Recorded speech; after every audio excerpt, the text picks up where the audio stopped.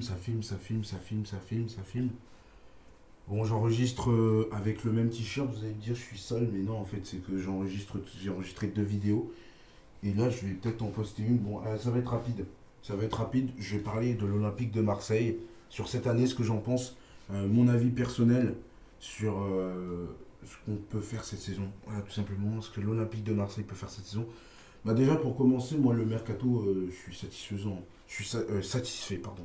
Je suis très satisfait, hein, franchement, par rapport à ce qu'on a en face en Ligue 1. Ce qui est arrivé en Ligue 1, c'est pas forcément fou. C'est pas, vous n'allez pas me dire qu'il y a Neymar déjà qui a signé en Ligue 1 et qui est revenu. Vous n'allez pas me dire que, je sais pas, il y a qui est arrivé Mikotadze, vous allez me dire c'est ouf.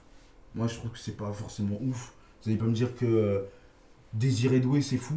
C'est fou, c'est King Lee, je sais pas quoi, là, au Paris Saint-Germain, c'est ouf. Gonzalo Ramos, vous allez me dire, c'est ouf. Non, non. À Rennes, il y a qui est arrivé. Pas, il y a personne. Il y a personne que je connais. À Brest, bah, y a personne. De toute façon, on les a tapés. Marseille, voilà. Euh, Franchement, Ligue 1, il y a... Par rapport au mercato de l'Olympique de Marseille, voilà, Marseille a été l'équipe la plus active. Sur le mercato, on a eu de grosses têtes qui sont arrivées. Une grosse tête, je dis des grosses têtes, hein, juste celui qui nous a éliminés en huitième de finale, en barrage, non, en phase de poule de Ligue des Champions. On était à ça de se qualifier et on s'est fait éliminer à cause de lui. Voilà. Mais il est arrivé à Marseille. Là, on vient de signer Rowé. Il y a Greenwood qui nous a rejoint. Il y a le traître de Wai qui était pour Paname, mais qui finalement porte un maillot de Marseille aujourd'hui. Bref, voilà, il y a pas mal de monde qui nous ont rejoints, tout simplement, dans les rangs de l'Olympique de Marseille pour encore faire une saison où ça va être l'extase début de saison. En milieu de saison, on va commencer à flipper. Et puis en fin de saison, on va pleurer. Non, non, non, sincèrement, je vous le dis, ça va pas être ça. On va peut-être perdre les 2 classicos, ça, on vous l'accorde. On s'en fout. Ça va pas être ça. Je pense que cette saison, il y a moyen qu'on gagne un titre. Quoi que ce soit, il y a moyen qu'on gagne un titre. Si on gagne pas la Ligue 1, ce sera la Coupe de France.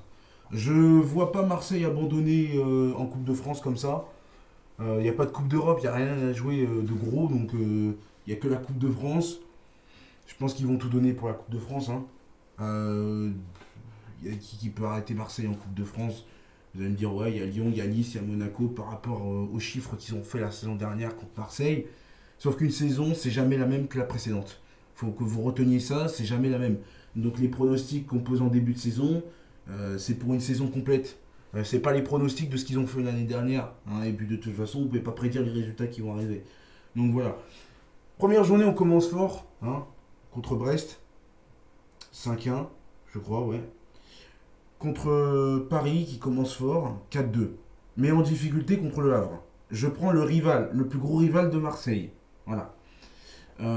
Ils ont une journée d'avance, ils font 6-0 contre Montpellier. D'accord, on va commencer à... Voilà, les Parisiens sont contents, machin, nanana. Nous, on joue la dernière journée, on doit gagner, voilà, parce que sinon, on ne recollera pas avec ceux qui ont pris déjà 6 points.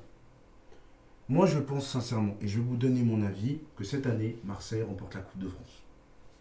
Marseille va chercher soit la Ligue 1, soit la Coupe de France. Moi, je pense qu'il y a un trophée cette année.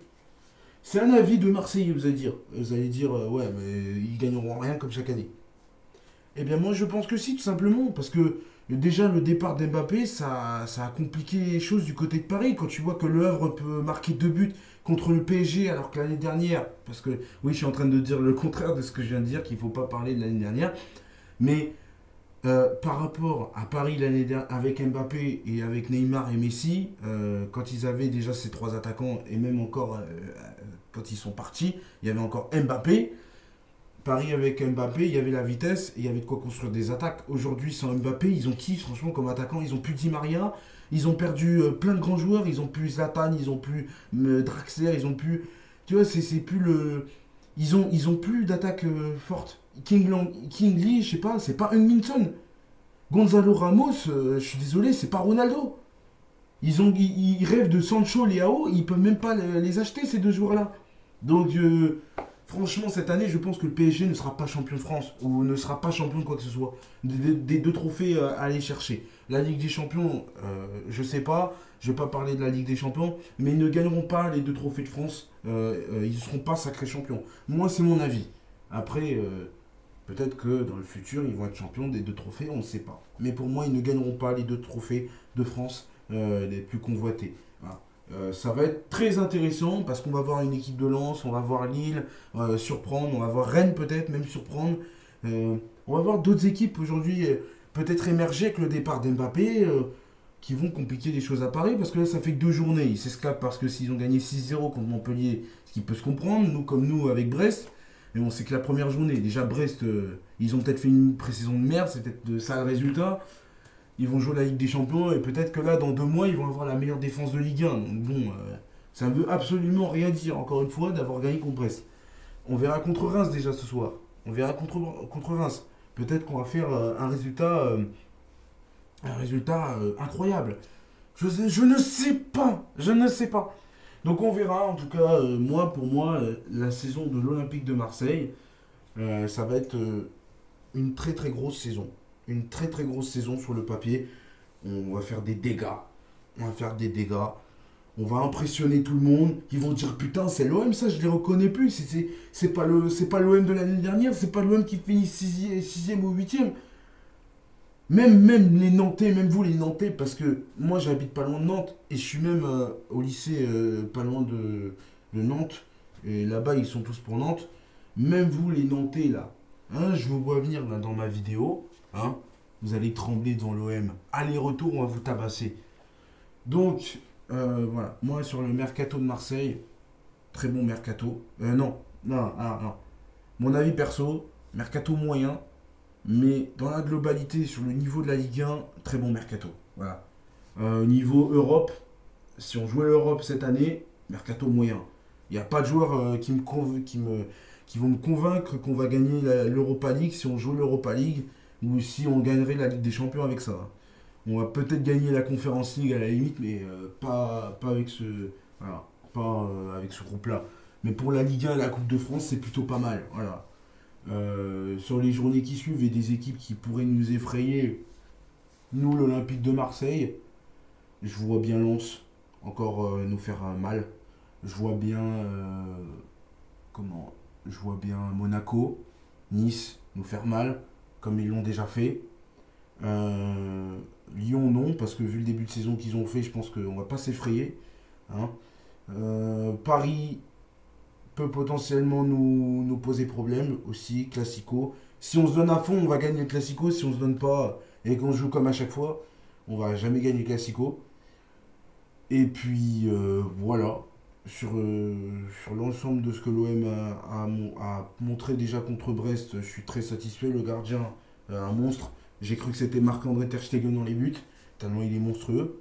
Je me suis régalé. Hein. Par contre, je me régale pas du tout de voir que DAZN c'est 40 balles pour diffuser la Ligue 1. Donc, les gars, tous les fans de l'OM vont devoir lâcher 40 € pour DAZN, les gars. Ça veut dire que là, les gars, tous les matchs qui sont diffusés sur DAZN, on peut pas les regarder. Faut attendre que ça passe sur Beansport. C'est trop, les gars, c'est trop. Ou alors, faut regarder à l'étranger. C'est trop. Comment je vais vivre la saison de l'OM, putain. Et les gens qui boycottent, je leur apporte tout mon soutien.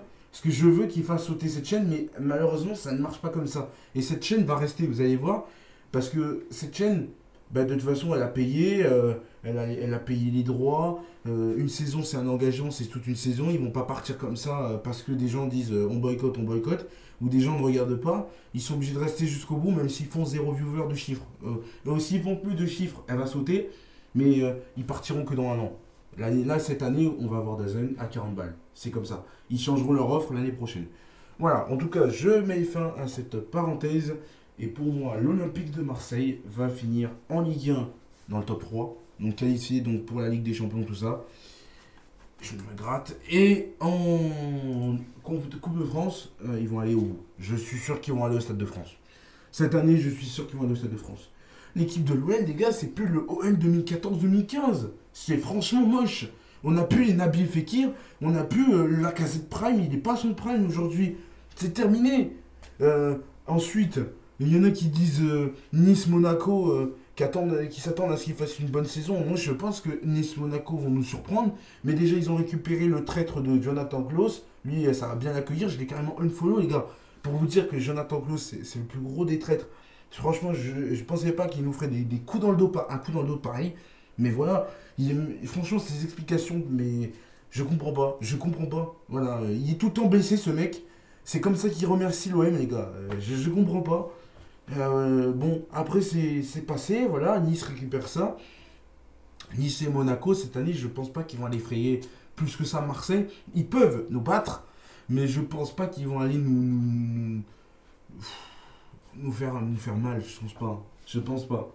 Nous mettre un 3-2 ou un 4-0 ou un comme ils nous ont mis avant, je pense pas. Et puis après, il y a d'autres les équipes dont je ne parle pas, c'est parce que c'est des équipes pour moi qui ne pourront pas nous poser problème. Toulouse, Strasbourg. Les gars, à Strasbourg, on a quand même fait 1-0 contre eux. On a même failli perdre une fois. J'ai plus c'était quel match. Mais Strasbourg, les gars, Strasbourg. C'est comme Toulouse, c'est pareil. On s'est accroché contre Toulouse, les gars. Toulouse. C'est trop. Montpellier. L'OM, les gars, c'est plus l'OM 2012, 2013, 2000. Je sais pas, je sais pas. Avant, ces équipes-là, on en faisait qu'une bouchée. Aujourd'hui, on a du mal, quoi. On bataille, on bataille, on bataille, mais bon. Bref, c'est mon avis. Moi, je pense que cette année, l'OM accroche tout. C'est mon avis. Abonnez-vous et donnez-moi votre avis en commentaire. Voilà. Bam. Bra.